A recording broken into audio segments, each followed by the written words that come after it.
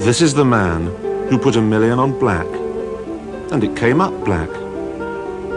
This is the man who married a sex kitten, and she's still purring. This is the man who moved into gold, just before all the clever money moved in as well.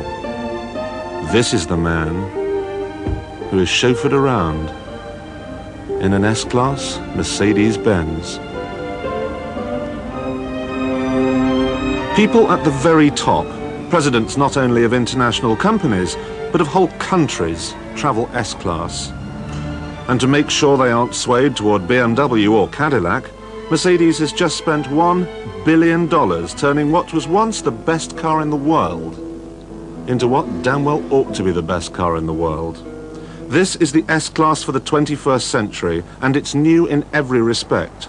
New body, new suspension, new engine options, new heights of luxury, and a new dietary problem.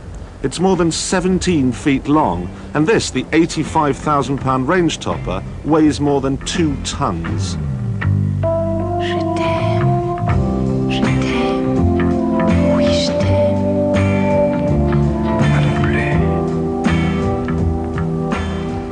Mercedes are obviously expecting some kind of environmental backlash on this front.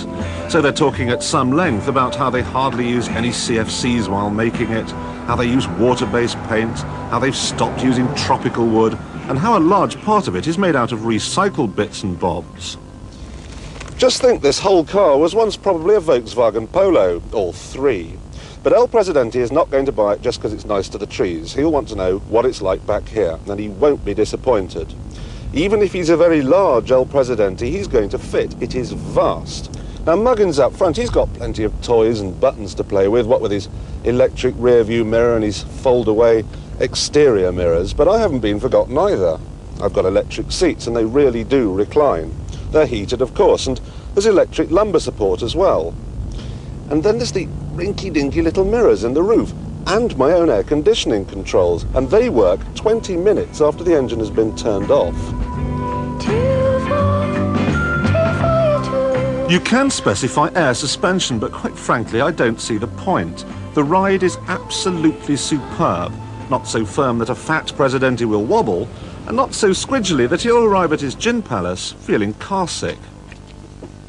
Now, there was no way Mercedes were going to let Jaguar and BMW strut about the world offering people V12 engines when they, the people that invented the motor car in the first place, could only offer a V8. This is their answer.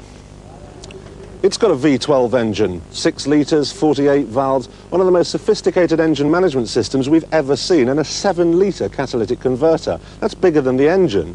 It's too complicated for me. What I do understand is that it develops 408 horsepower. That's as much as the Grand Prix cars of a few years ago.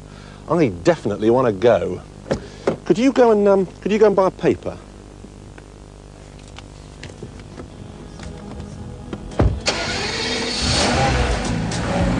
What a wicked game to play to make me feel this way.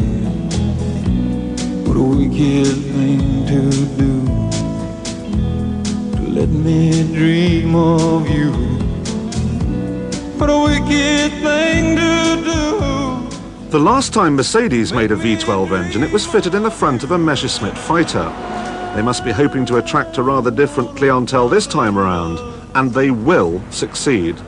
There's only one word to describe that box of tricks under the bonnet: thirsty. I mean, magnificent. It can propel this 2.2-ton monster from 0 to 60 in 6 seconds. Now, for the leaders of smaller countries like Canada, there are smaller engines, one with 6 cylinders and 2 superb V8s. There's also a standard-sized body designated SE. This, of course, is the long-wheelbase SEL. However, none is the aesthetic masterpiece you might have expected for $1 billion. But all of them, and this one in particular, justifies its price through sheer attention to detail. Engage reverse and 2 little aerials glide out of the rear wings, helping drivers to see the far-flung corners. That's quite clever, isn't it? And you should see this. Put my hand in the way, and it stops. And that's not the end of their repertoire. It's got double glazing. Now, is this a gimmick? I don't think it is. You can't steam the windows up because there's a vacuum in between, and it makes the car quieter. And if you think that's clever, look at this. Self-closing doors. No more slamming to wake the neighbours. And there are some clever little touches around the back too. You know what it's like when the back of the car's all covered in muck and you've got to open up the boot. Not with the Merc, you don't. And even this self-closes as well. And to round it all off, you can't even forget to close the windows. Operate the remote central locking, and they shut themselves. There is so much to enjoy about this car. It somehow seems a shame to waste my time driving it. Dennis, I want to go home now. No, now, Dennis, now.